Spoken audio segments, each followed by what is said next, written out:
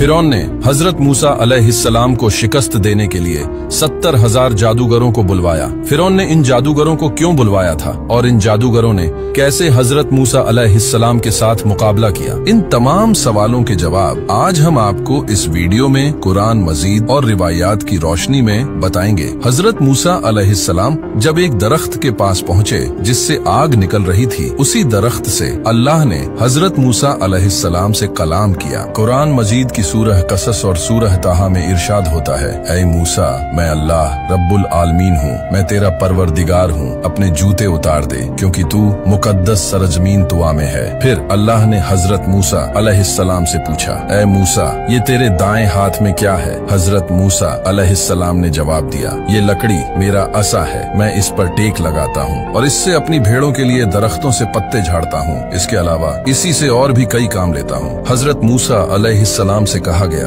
अपने असा को जमीन पर डाल दो। चुनांचे हजरत मूसा अलैहिस्सलाम ने असा को जमीन पर फेंक दिया। आप क्या देखते हैं कि वो असा सांप की तरह तेजी से हरकत कर रहा है। ये देखकर हजरत मूसा अलैहिस्सलाम डर गए और पीछे हट गए, यहाँ तक कि मुड़ के भी न देखा। कुदरत से आवाज आई, वापस आओ और डरो मत, तू अमन में है। अपना हाथ अपने गरेबान में डालो और बाहर निकालो। हजरत मूसा अलैहिस्सलाम ने जब गरेबान में से हाथ बाहर निकाला तो वो चमकदार सफेद था और उसमें कोई ऐब, कोई नुक्स नहीं था। उसके बाद हजरत मूसा अलैहिस्सलाम ने फिर एक आवाज सुनी जो कह रही थी, खुदा की तरफ से तुझे ये दो दलीलें दी जा रही हैं, फिरौन और उसके साथी जालिमों के मुकाबले के लिए, क्योंकि वो सब लोग फासिक हैं। तुम्हारा फर्ज है कि उन्हें जाकर नसीहत दो और राह ए रास्त की तबलीग करो, और अगर वो तुम्हारी बात न माने तो उनसे जंग करो। हजरत मूसा अलैहिस्सलाम ने फरमाया, या अल्लाह, मेरे लिए मेरे परिवार में से मेरे भाई हारून को मेरा वजीर और मददगार बना दे। खुदा ने हजरत हारून अलैहिस्सलाम को भी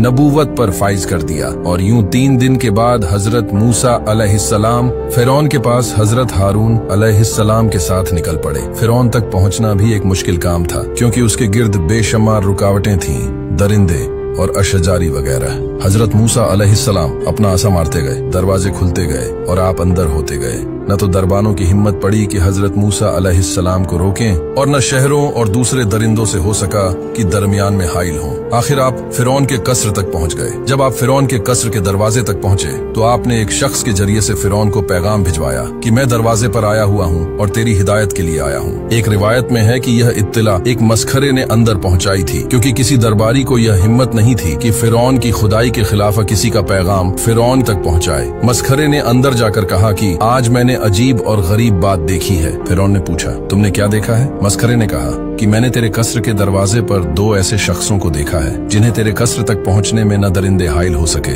और न तेरे मजबूत दरवाजे हाइल हो सके, और वो अजीब बात कहता है। फिरौन ने पूछा, वो क्या कहता है? मस्खरे ने कहा, हुजूर, वो आपको अल्लाह कहने की बजाय किसी दूसरे अल्लाह का जिक्र करता है और कहता है कि हमारा खुदा वो है जिसने हमें और फिरौन और सारी कायनात को पैदा किया है। ये सुनना था कि फिरौन आग बबूला हो गया और हुक्म दिया कि दरबार में हामान और दूसरे अरकान मौजूद हों। जब दरबार में सब लोग मौजूद हुए तो हजरत मूसा अलैहिस्सलाम और हजरत हारून